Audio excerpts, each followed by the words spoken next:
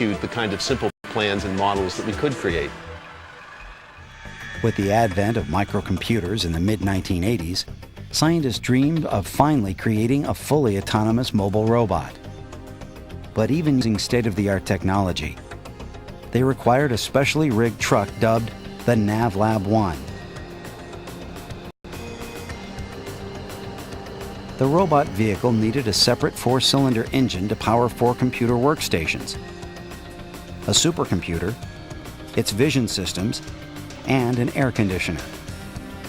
Graduate students sat in the back to control the equipment, but the big truck was driving on its own.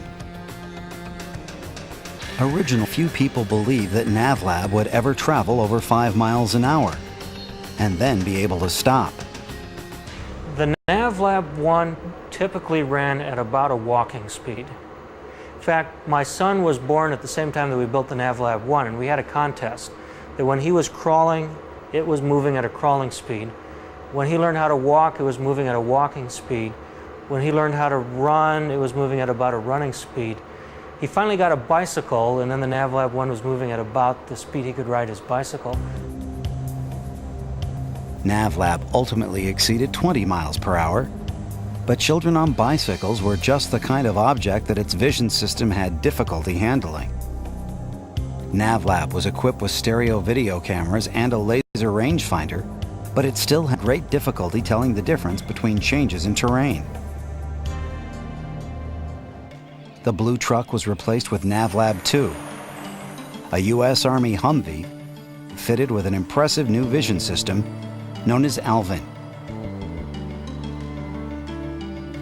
Alvin is what is called a neural network program. It's actually capable of learning to drive. Alvin is shown the road through a video camera while a person does the driving. After about 5 minutes of this learning process, Alvin takes over and continues driving on its own. NavLab 2 eventually reached driving speeds of 55 miles per hour. Then, in 1995, the NavLab team decided to try a new streamlined approach with their robot vehicles. We said, look, rather than putting all the processing power and all the electrical power on board that we think we might possibly need, let's go the other direction. Let's figure out how much power is available just through the cigarette lighter. And let's limit our processing to whatever we can get off of the vehicle as unmodified. NavLab 5 was a stock minivan, complete with laptop computer and multiple television cameras for front, side, and rear vision.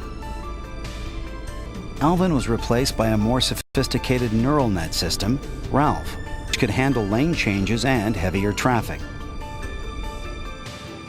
In 1996, Thorpe and his students sent NavLab 5 on the No Hands Across America drive, in which it made its way from Washington, D.C. to California.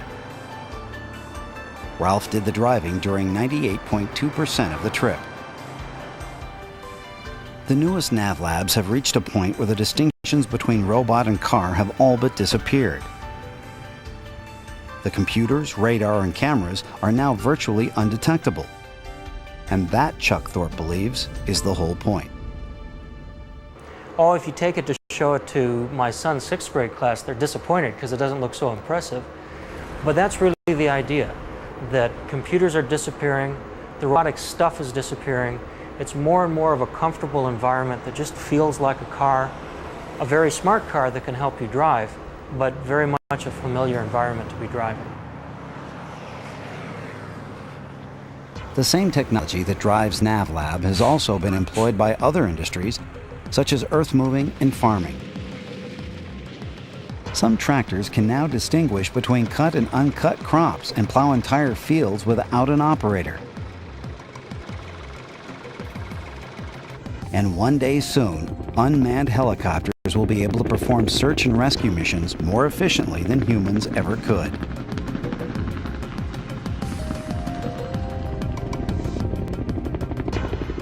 The ultimate goal of the NavLab project was not just exploration of our own atmosphere.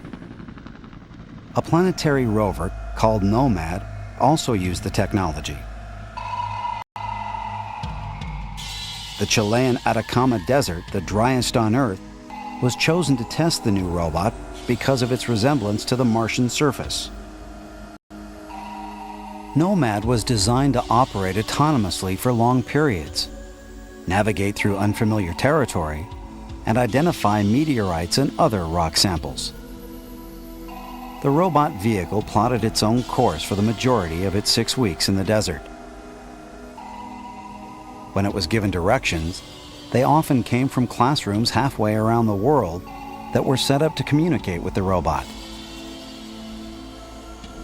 Nomad was intended to operate in much the same way as NASA's Pathfinder, designed by the Jet Propulsion Laboratory. Pathfinder sent back startling images from the Red Planet and spawned a new generation's interest in space exploration and robots.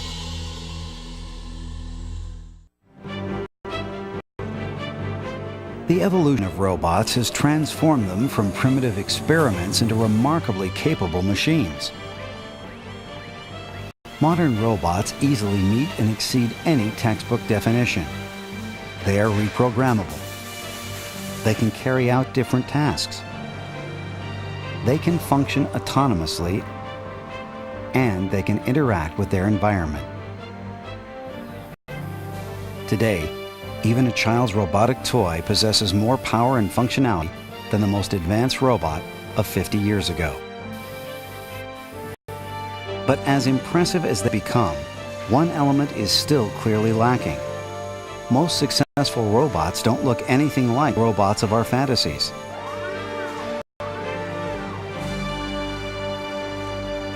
Whatever became of our original vision stated so many centuries ago? Create a machine in our own image, to be our dutiful servant.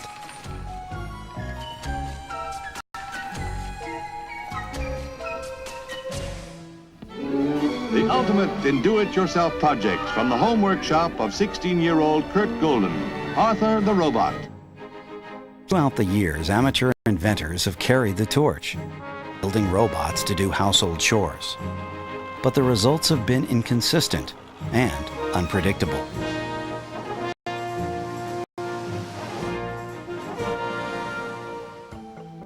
In the early 1980s, Nolan Bushnell, founder of Atari and inventor of the first video games, founded Androbot, a company dedicated to putting an intelligent robot in every home. The Androbot was meant to be a combination of the word android and robot. We didn't want it to be a disembodied hand doing things. We wanted it to be a little critter that had a computer brain and was cute and was fun and could do things for you. The basic Androbot model was named Topo. This robot was designed to be remotely controlled by your personal computer. Topo was programmed to sing, dance, and deliver witticisms, but it wouldn't know where to start dusting the furniture.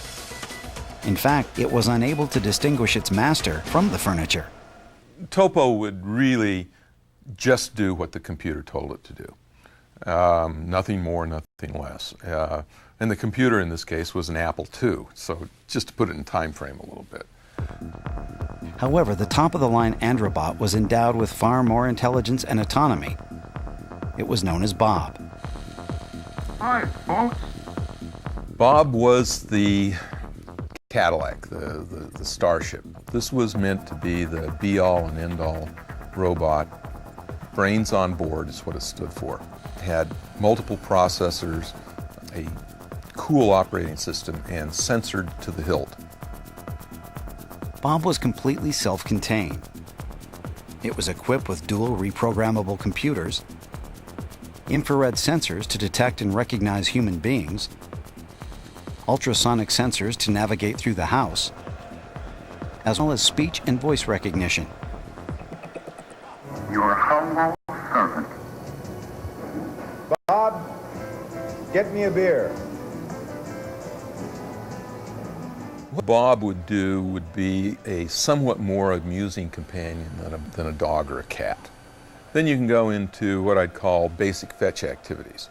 Bring me a Coke, bring me my newspaper, bring me my slippers, that sort of thing.